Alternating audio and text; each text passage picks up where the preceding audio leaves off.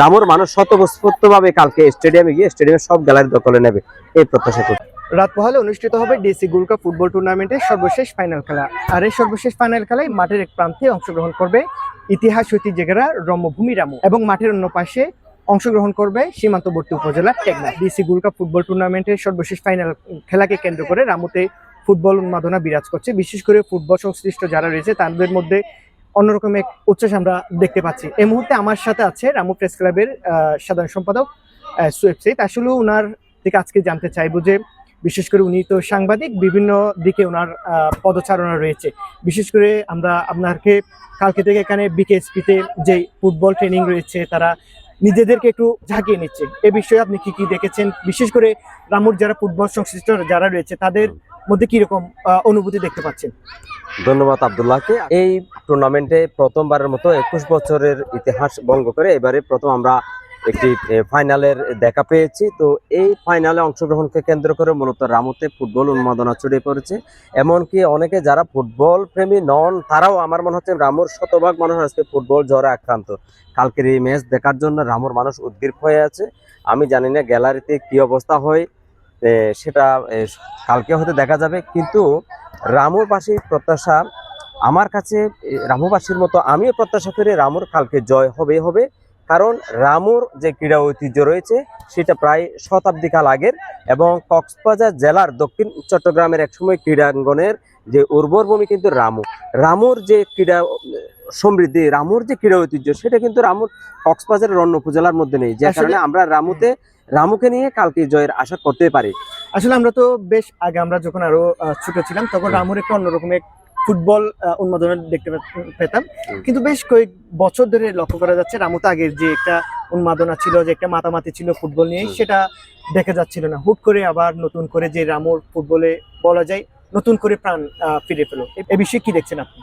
আসলে রামুতে তো এমনিতে ফুটবলের একটা ভালো অবস্থান রয়েছে, পাশাপাশি এবার কিন্তু ফুটবলের যে ম্যানেজমেন্ট সেটাকে আমি আরো বিশেষ গুরুত্ব সহকারে নিচ্ছি। কারণ যারা এবারে ফুটবল টিমটিকে যারা দেখভাল করছেন তারা কিন্তু একটা ভালো ভূমিকা রাখছেন। বিশেষ করে আমাদের রামুর কিন্তু একজন খুব প্রতিনিধিত্বশীল ক্রীড়া ব্যক্তিত্ব রুহুল আমিন রকি, যিনি এখানকার বণিক সমিতির সভাপতি, এবং তিনি এবার এই প্রথমবারের মতো তিনি রামু ফুটবল দলের টিম ম্যানেজার হিসেবে কাজ করছেন। আমি দেখছি এই যে খেলার টুর্নামেন্টের প্রস্তুতির শুরু থেকে এ পর্যন্ত আমি তার যে কর্মতৎপরতা দেখেছি সেটা আসলে প্রশংসার দাবি রাখে রুহুল আমিন রকি, তার নেতৃত্বে। এবং আমাদের রামু উপজেলা প্রশাসন সার্বিক সহযোগিতা দিচ্ছে। বিশেষ করে রামু উপজেলার যে নির্বাহী কর্মকর্তা রয়েছেন মোহাম্মদ রাশিদুল ইসলাম মহোদয়, ওনার যে আন্তরিক প্রচেষ্টা, এবং রামুতে অন্যান্য প্রশাসনিক কর্মকর্তা এবং সাবেক যে খেলোয়াড়রা রয়েছেন তারাও কিন্তু এই টিমটিকে নিয়ে ভালোভাবে কাজ করছেন। আমরা দেখতে পাচ্ছি বিকেএসপির মাঠে তাদের নিয়মিত প্রশিক্ষণ হচ্ছে। আমাদের রামুর কিজারের যে মাঠে এখন আমরা অবস্থান করছি সেই মাঠে সংস্কার কাজ চলমান রয়েছে।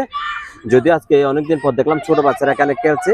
তো আমি মনে করি যে বিকেএসপির কর্তৃপক্ষ তাদেরকে সহায়তা করেছে, যারা সবার সম্মিলিত প্রচেষ্টায় কালকে রামু নিশ্চয়ই একটি জয়ের দেখা পাবে।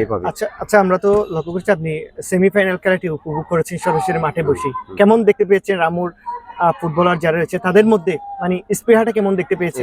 আসলে সেমিফাইনালে মহেশখালী সত্যি এবার কিন্তু শিরোপা প্রত্যাশীদের মধ্যে রামুর পাশাপাশি মহেশখালী ছিল। মহেশখালীকে কোনোভাবে কম গুরুত্ব দেওয়ার মতো দল নয়, তা আমরা মনে করি। এবং ওই দিন কিন্তু দর্শক সারিতে কিন্তু মহেশখালীর দর্শক ছিল 80% উপরে রামুর দর্শকের তুলনায়। এরপরও কিন্তু দর্শকের যে সহযোগিতা না থাকা সত্ত্বেও রামু কিন্তু ওই দিন জয় হয়েছে। তার মানে রামু নিঃসন্দেহে ভালো খেলেছে।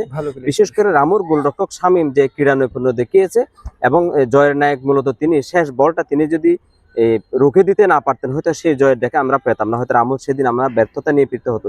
তো শামীমকে ধন্যবাদ জানাই।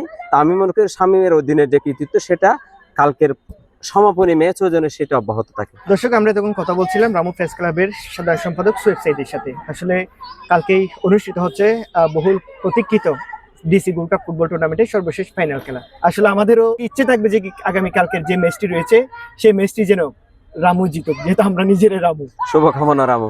দর্শক, এ বলে আমি আজকের আয়োজন শেষ করছি। ভালো থাকবেন, সুস্থ থাকবেন। আসসালামু আলাইকুম ওয়া রাহমাতুল্লাহ।